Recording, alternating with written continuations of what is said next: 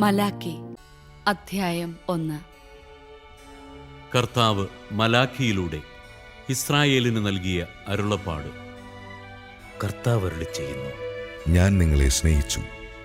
എന്നാൽ നിങ്ങൾ ചോദിക്കുന്നു, എങ്ങനെയാണ് അങ്ങ് ഞങ്ങളെ സ്നേഹിച്ചത്? കർത്താവ് അരുളിച്ചെയ്യുന്നു, ഏസാവ് യാക്കോബിന്റെ സഹോദരനല്ലേ? എന്നിട്ടും ഞാൻ യാക്കോബിനെ സ്നേഹിക്കുകയും ഏസാവിനെ വെറുക്കുകയും ചെയ്തു. ഞാൻ അവന്റെ മലമ്പ്രദേശം ശൂന്യമാക്കി, അവന്റെ അവകാശത്തെ മരുഭൂമിയിലെ കുറുനരികൾക്ക് വിട്ടുകൊടുത്തു. ഞങ്ങൾ തകർക്കപ്പെട്ടു, എന്നാൽ ഞങ്ങളുടെ നഷ്ടശിഷ്ടങ്ങൾ ഞങ്ങൾ പുനരുദ്ധരിക്കും എന്ന് ഏദോം പറഞ്ഞാൽ സൈന്യങ്ങളുടെ കർത്താവ് അരുളിച്ചെയ്യുന്നു. അവർ പണിയട്ടെ, ദുഷ്ടജനമെന്നും കർത്താവിന്റെ കോപം എന്നേക്കും വഹിക്കുന്ന ജനപദമെന്നും അവർ വിളിക്കപ്പെടുന്നതുവരെ ഞാനത് ഇടിച്ചു തകർക്കും. സ്വന്തം കണ്ണുകൊണ്ട് തന്നെ ഇത് കണ്ടിട്ട് നിങ്ങൾ പറയും, ഇസ്രായേലിന്റെ അതിർത്തികൾക്കപ്പുറത്ത് കർത്താവ് അത്യുന്നതനാണ്. പുത്രൻ പിതാവിനെയും ദാസൻ യജമാനനെയും ബഹുമാനിക്കുന്നു. എന്റെ നാമത്തെ നിന്ദിക്കുന്ന പുരോഹിതന്മാരെ, സൈന്യങ്ങളുടെ കർത്താവായ ഞാൻ നിങ്ങളോട് ചോദിക്കുന്നു, ഞാൻ പിതാവാണെങ്കിൽ എനിക്കുള്ള ബഹുമാനം എവിടെ? ഞാൻ യജമാനനാണെങ്കിൽ എന്നോടുള്ള ഭയം എവിടെ? എങ്ങനെയാണ് അങ്ങയുടെ നാമത്തെ ഞങ്ങൾ നിന്ദിച്ചതെന്ന് നിങ്ങൾ ചോദിക്കുന്നു. മലിനമായ ഭക്ഷണം നിങ്ങൾ എന്റെ ബലിപീഠത്തിൽ അർപ്പിച്ചു. എങ്ങനെയാണ് ഞങ്ങളത് മലിനമാക്കിയത് എന്ന് നിങ്ങൾ ചോദിക്കുന്നു. കർത്താവിന്റെ ബലിപീഠത്തെ നിസ്സാരമെന്ന് നിങ്ങൾ കരുതി. കാഴ്ചയില്ലാത്ത മൃഗങ്ങളെ നിങ്ങൾ ബലിയർപ്പിച്ചാൽ അത് തിന്മയല്ലേ? മുടന്തുള്ളതിനെയും രോഗം ബാധിച്ചതിനെയും അർപ്പിച്ചാൽ അത് തിന്മയല്ലേ? അത് നിങ്ങളുടെ ഭരണാധികാരിക്ക് കാഴ്ചവെച്ചാൽ അവൻ സന്തുഷ്ടനാവുകയോ നിങ്ങളോട് പ്രീതി കാണിക്കുകയോ ചെയ്യുമോ? സൈന്യങ്ങളുടെ കർത്താവ് അരുളിച്ചെയ്യുന്നു, കർത്താവിന്റെ പ്രീതി ലഭിക്കാൻ നിങ്ങൾ കാരുണ്യം യാചിക്കുന്നു. ഇത്തരം കാഴ്ച അർപ്പിച്ചാൽ നിങ്ങളിൽ ആരോടെങ്കിലും കർത്താവ് കൃപ കാണിക്കുമോ? സൈന്യങ്ങളുടെ കർത്താവ് അരുളിച്ചെയ്യുന്നു, നിങ്ങൾ എന്റെ ബലിപീഠത്തിൽ വ്യർത്ഥമായി തീ കത്തിക്കാതിരിക്കാൻ നിങ്ങളിൽ ആരെങ്കിലും വാതിലടച്ചിരുന്നെങ്കിൽ നിങ്ങളിൽ എനിക്ക് പ്രീതിയില്ല. നിങ്ങളുടെ കരങ്ങളിൽ നിന്ന് ഞാനൊരു കാഴ്ചയും സ്വീകരിക്കുകയില്ല. സൈന്യങ്ങളുടെ കർത്താവ് അരുളിച്ചെയ്യുന്നു, സൂര്യോദയം മുതൽ അസ്തമയം വരെ എന്റെ നാമം ജനതകളുടെ ഇടയിൽ മഹത്വപൂർണമാണ്. എല്ലായിടത്തും എന്റെ നാമത്തിന് ധൂപവും ശുദ്ധമായ കാഴ്ചയും അർപ്പിക്കപ്പെടുന്നു. എന്തെന്നാൽ ജനതകളുടെ ഇടയിൽ എന്റെ നാമം ഉന്നതമാണ്. സൈന്യങ്ങളുടെ കർത്താവ് അരുളിച്ചെയ്യുന്നു, കർത്താവിന്റെ ബലിപീഠത്തെ നിന്ദിക്കാം. നിന്ദ്യമായ ഭോജനം അതിൽ അർപ്പിക്കാമെന്ന് കരുതുമ്പോൾ നിങ്ങൾ അതിനെ മലിനമാക്കുന്നു.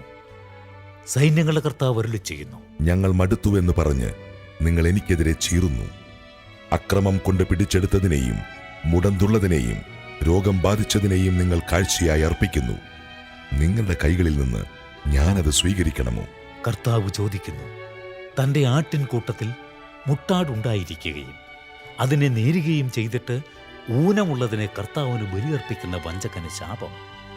സൈന്യങ്ങളുടെ കർത്താവ് അരുളിച്ചെയ്യുന്നു, ഞാൻ ഉന്നതനായ രാജാവാണ്. ജനതകൾ എന്റെ നാമം ഭയപ്പെടുന്നു.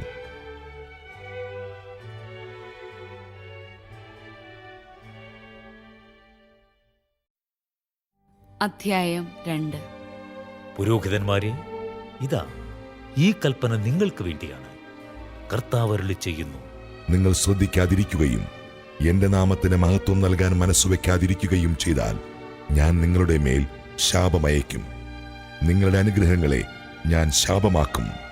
നിങ്ങൾ മനസ്സുവെക്കാത്തതിനാൽ ഞാൻ ശപിച്ചു കഴിഞ്ഞു. ഞാൻ നിങ്ങളുടെ സന്തതികളെ ശാസിക്കും. നിങ്ങളുടെ ബലിമൃഗങ്ങളുടെ ചാണകം നിങ്ങളുടെ മുഖത്ത് തേക്കും. എന്റെ സന്നിധിയിൽ നിന്ന് നിങ്ങളെ ഞാൻ നിഷ്കാസനം ചെയ്യും.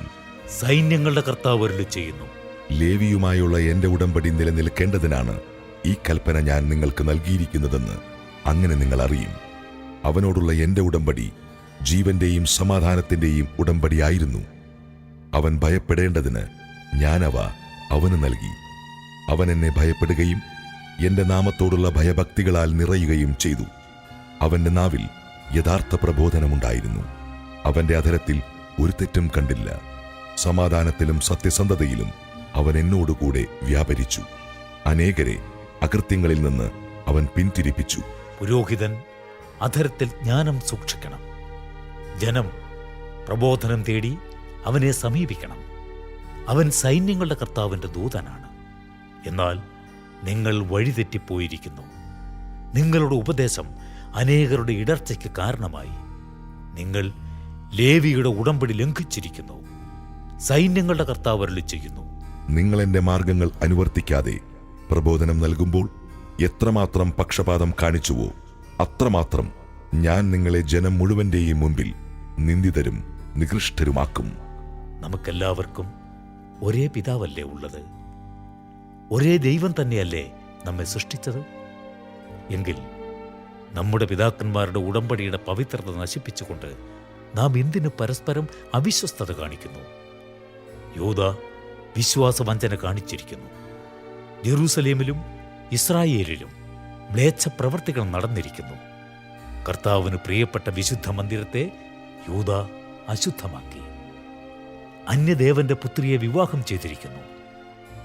ഇങ്ങനെ ചെയ്യുന്നവനു വേണ്ടി സാക്ഷ്യം നിൽക്കുകയോ സൈന്യങ്ങളുടെ കർത്താവിന് കാഴ്ച അർപ്പിക്കുകയോ ചെയ്യുന്നവനെ യാക്കോബിന്റെ കൂടാരത്തിൽ നിന്ന് കർത്താവ് വിച്ഛേദിക്കട്ടെ. നിങ്ങൾ ഇതും ചെയ്യുന്നു. അവിടുന്ന് നിങ്ങളുടെ കാഴ്ചകളെ പരിഗണിക്കുകയോ അതിൽ പ്രസാദിക്കുകയോ ചെയ്യാത്തതിനാൽ നിങ്ങൾ തേങ്ങിക്കരഞ്ഞ് കർത്താവിന്റെ ബലിപീഠം കണ്ണീരുകൊണ്ട് മൂടുന്നു. എന്തുകൊണ്ട് അവിടുന്ന് ഇത് സ്വീകരിക്കുന്നില്ല എന്ന് നിങ്ങൾ ചോദിക്കുന്നു. ഉടമ്പടി അനുസരിച്ച് നിന്റെ ഭാര്യയും സഖിയുമായിരുന്നിട്ടും നീ അവിശ്വസ്തത കാണിച്ച നിന്റെ യൗവനത്തിലെ ഭാര്യയും നീയും തമ്മിലുള്ള ഉടമ്പടിക്ക് കർത്താവ് സാക്ഷിയായിരുന്നു എന്നതുകൊണ്ട് തന്നെ. ഏക ശരീരവും ഏക ആത്മാവുമായിട്ടല്ലേ ദൈവം നിങ്ങളെ സൃഷ്ടിച്ചത്? ദൈവഭക്തരായ സന്തതികളെ അല്ലാതെ എന്താണ് ദൈവം ആഗ്രഹിക്കുന്നത്? അതുകൊണ്ട് യൗവനത്തിലെ ഭാര്യയോട് അവിശ്വസ്തത കാണിക്കാതിരിക്കാൻ ശ്രദ്ധിക്കുവിൻ. ഇസ്രായേലിന്റെ ദൈവമായ കർത്താവ് അരുളി ചെയ്യുന്നു, വിവാഹമോചനത്തെ ഞാൻ വെറുക്കുന്നു. ഒരുവൻ തന്റെ വസ്ത്രം അക്രമം കൊണ്ട് പൊതിയുന്നതിനെയും ഞാൻ വെറുക്കുന്നു. അതുകൊണ്ട് നിങ്ങൾ ശ്രദ്ധയോടെ വ്യാപരിക്കുക, അവിശ്വസ്തത കാണിക്കരുത്. വാക്കുകൾ കൊണ്ട് നിങ്ങൾ കർത്താവിന് മടുപ്പ് വരുത്തിയിരിക്കുന്നു. നിങ്ങൾ ചോദിക്കുന്നു, എങ്ങനെയാണ് ഞങ്ങൾ അവിടുത്തെ അസഹ്യപ്പെടുത്തിയത്? തിന്മ പ്രവർത്തിക്കുന്ന ഏവനും കർത്താവിന്റെ മുമ്പിൽ നല്ലവനാണ്. അവിടുന്ന് അവനിൽ പ്രസാദിക്കുന്നു എന്ന് പറയുകയും നീതിയുടെ ദൈവം എവിടെയെന്ന് ചോദിക്കുകയും ചെയ്തുകൊണ്ട്.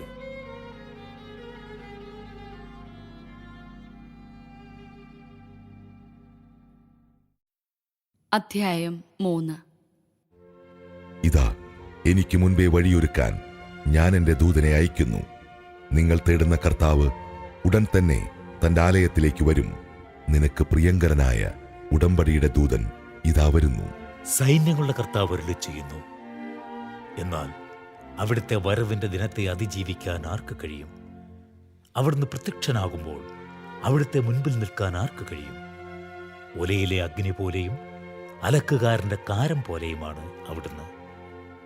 വെള്ളി ഒലയിൽ ശുദ്ധീകരിക്കുന്നവനെ പോലെ അവിടുന്ന് ഉപവിഷ്ടനാകും.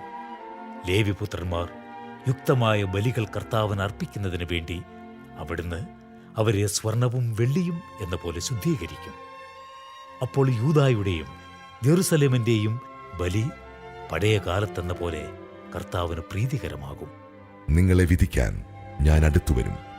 ആഭിചാരകർക്കും വ്യഭിചാരികൾക്കും കള്ളസത്യം ചെയ്യുന്നവർക്കും വേലക്കാരനെ കൂലിയിൽ വഞ്ചിക്കുന്നവർക്കും വിധവകളെയും അനാഥരെയും പീഡിപ്പിക്കുന്നവർക്കും പരദേശികളെ ഞെരുക്കുന്നവർക്കും എന്നെ ഭയപ്പെടാത്തവർക്കുമെതിരെ സാക്ഷ്യം നൽകാൻ ഞാൻ വേഗം വരും. സൈന്യങ്ങളുടെ കർത്താവ് അരുളി ചെയ്യുന്നു, കർത്താവായ എനിക്ക് മാറ്റമില്ല. അതുകൊണ്ട് യാക്കോബിന്റെ സന്തതികളെ, നിങ്ങൾ പൂർണ്ണമായി സംഹരിക്കപ്പെട്ടില്ല.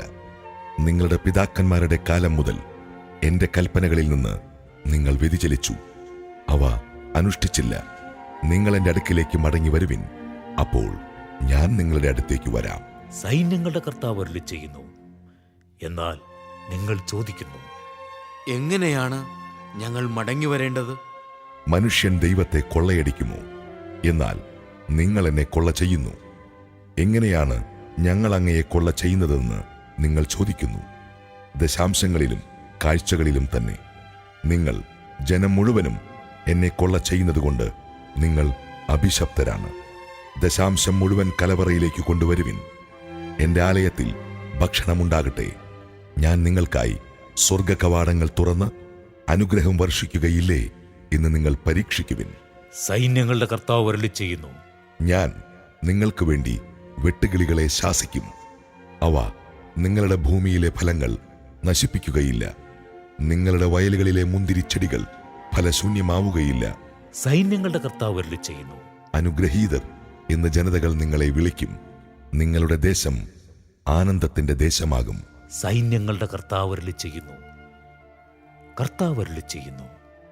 എനിക്കെതിരെയുള്ള നിങ്ങളുടെ വാക്കുകൾ കഠിനമായിരിക്കുന്നു. എന്നിട്ടും ഞങ്ങൾ അങ്ങേക്കെതിരായി എങ്ങനെ സംസാരിച്ചുവെന്ന് നിങ്ങൾ ചോദിക്കുന്നു. നിങ്ങൾ പറഞ്ഞു, ദൈവത്തെ സേവിക്കുന്നത് വ്യർത്ഥമാണ്. അവിടുത്തെ കൽപ്പനകൾ അനുസരിക്കുന്നതുകൊണ്ടും സൈന്യങ്ങളുടെ കർത്താവിന്റെ മുൻപിൽ വിലാപം ആചരിക്കുന്നവരെ പോലെ നടക്കുന്നതുകൊണ്ടും എന്തു പ്രയോജനം? ഇനിമേൽ അഹങ്കാരികളാണ് ഭാഗ്യവാന്മാർ എന്ന് ഞങ്ങൾ കരുതും. ദുഷ്കർമ്മികൾ അഭിവൃദ്ധിപ്പെടുക മാത്രമല്ല, ദൈവത്തെ പരീക്ഷിക്കുമ്പോൾ അവർ രക്ഷപ്പെടുകയും ചെയ്യുന്നു. അന്ന് കർത്താവിനെ ഭയപ്പെട്ടിരുന്നവർ പരസ്പരം സംസാരിച്ചു. അവർ പറഞ്ഞത് കർത്താവ് ശ്രദ്ധിച്ചു കേട്ടു. കർത്താവിനെ ഭയപ്പെടുകയും അവിടുത്തെ നാമം ധ്യാനിക്കുകയും ചെയ്യുന്നവരെ ഓർമ്മിക്കേണ്ടതിന് ഒരു ഗ്രന്ഥം അവിടുത്തെ മുൻപിൽ എഴുതപ്പെട്ടു. സൈന്യങ്ങളുടെ കർത്താവ് അരുളി ചെയ്യുന്നു, അവർ എന്റേതായിരിക്കും. ഞാൻ പ്രവർത്തിക്കുന്ന ദിവസം അവർ എന്റെ പ്രത്യേക അവകാശമായിരിക്കും. പിതാവ് തന്നെ സേവിക്കുന്ന പുത്രനെ എന്ന പോലെ ഞാൻ അവരെ രക്ഷിക്കും. അപ്പോൾ നീതിമാനും ദുഷ്ടനും തമ്മിലും ദൈവത്തെ സേവിക്കുന്നവനും സേവിക്കാത്തവനും തമ്മിലുമുള്ള വ്യത്യാസം നിങ്ങൾ ഒരിക്കൽ കൂടി തിരിച്ചറിയും.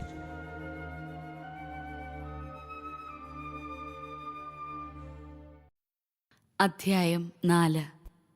സൈന്യങ്ങളുടെ കർത്താവ് അരുളി ചെയ്യുന്നു, ചൂള പോലെ കത്തുന്ന ദിനം ഇതാ വരുന്നു. അന്ന് അഹങ്കാരികളും ദുഷ്ടന്മാരും വൈക്കോൽ പോലെയാകും. ആ ദിനം അവരെ വേരും ശാഖയും അവശേഷിക്കാത്ത വിധം ദഹിപ്പിച്ചു കളയും. എന്നാൽ എന്റെ നാമത്തെ ഭയപ്പെടുന്ന നിങ്ങൾക്ക് വേണ്ടി നീതി സൂര്യൻ ഉദിക്കും. അതിന്റെ ചിറകുകളിൽ സൗഖ്യമുണ്ട്. തൊഴുത്തിൽ നിന്ന് വരുന്ന പശുക്കുട്ടിയെന്ന പോലെ നിങ്ങൾ തുള്ളിച്ചാടും. സൈന്യങ്ങളുടെ കർത്താവ് അരുളി ചെയ്യുന്നു, ഞാൻ പ്രവർത്തിക്കുന്ന ദിവസം ദുഷ്ടന്മാരെ നിങ്ങൾ ചവിട്ടിത്താഴ്ത്തും.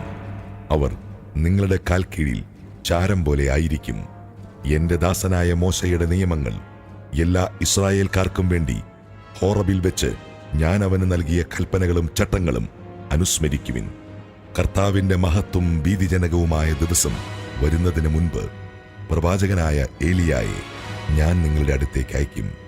ഞാൻ വന്ന് ദേശത്തെ ശാപം കൊണ്ട് നശിപ്പിക്കാതിരിക്കേണ്ടതിന് അവൻ പിതാക്കന്മാരുടെ ഹൃദയം മക്കളിലേക്കും മക്കളുടെ ഹൃദയം പിതാക്കന്മാരിലേക്കും തിരിക്കും.